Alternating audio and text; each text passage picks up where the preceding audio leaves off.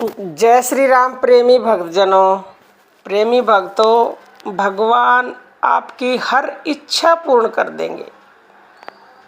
बहुत ही जल्द जो आप मांगोगे वो आपको दे देंगे।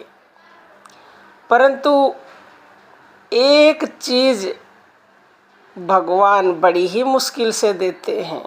कौन सी वो चीज़ है, इस वीडियो में जानेंगे। अंत तक बने रहिएगा, एक एक शब्द को ध्यान से सुनिएगा।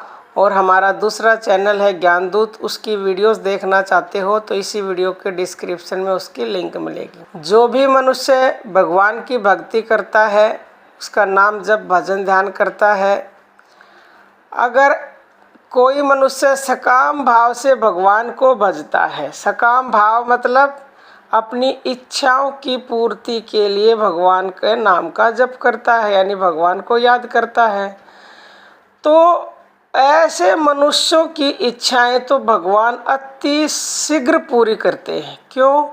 क्योंकि भगवान कहते हैं जो तुम्हें चाहिए ले लो। लेकिन जो मनुष्य निष्काम भाव से भगवान की भक्ति करते हैं, यानी कुछ मांगते नहीं हैं, वो केवल बदले में भगवान की अखंड भक्ति मांगते हैं, अनन्य भक्ति मांगते हैं, भगवान का साक्षात्कार मांगते हैं।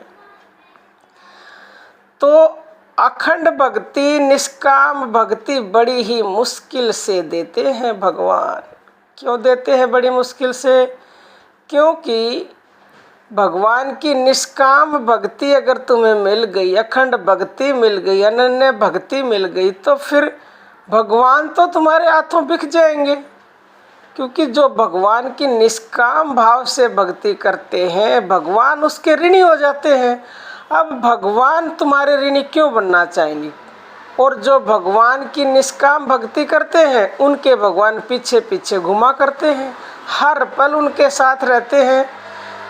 तो ये कोई चाहेगा क्या? अगर फॉर एग्जाम्पल आप उदाहरण के द्वारा ऐसे समझो, आपने किसी से पीछा छुड़ाना है, आपसे कोई कुछ मांगता है, तो आप सोचोगे ले दे के इससे पीछा छुड़ाओ जैसे तैसे भी। लेकिन अगर वो चाहे आपके पीछे ही घूमता रहे, पीछे ही घूमता रहे, और आपको उसकी गुलामी करनी पड़े, तो आप बड़ी ही मुश्किल से गुलाम बनोगे ना। क्यों? क्योंकि अगर गुलाम बन गए तो फिर वो जो चाहेगा वो आपको करना पड़ेगा। इसलिए आप भी ये सोचते हो कि ले दे के पीछा छुड़ा लिया जाए। तो ऐसे ही भगवान भी हैं। दुनिया कहती है कि वो इच्छा पूरी नहीं करते, वो तो तुरंत इच्छा पूरी करते हैं। वो तो ये चाहते ही है कि कोई मुझसे कुछ मांगे और मैं उसको दे दूं। परंतु अगर उसने भक्ति मांग ली, निष्काम प्रेम मांग लिया, निष्काम भाव, अखंड भक्ति, अनन्य भक्ति मांग ली, तो फिर तो भगवान उसके हाथों बिक जाएंगे। और फिर जो भक्त चाहता है वो भगवान को निसंदेह करना पड़ेगा और उसके पीछे पीछे उसको घूमना पड़ेगा। उसके ऋणी हो जाते हैं भगवान, और वो ऋण उतारने के लिए फिर भगवान हर संभव प्रयास करते हैं।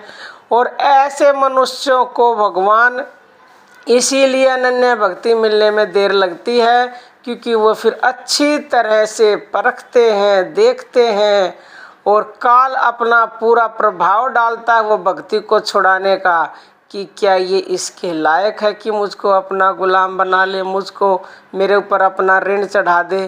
तो इसीलिए वो अनन्य भक्ति देर से मिलती है, और इसीलिए अड़चने भी आती हैं। जैसे भक्त प्रहलाद के जीवन में कितनी अड़चने आई।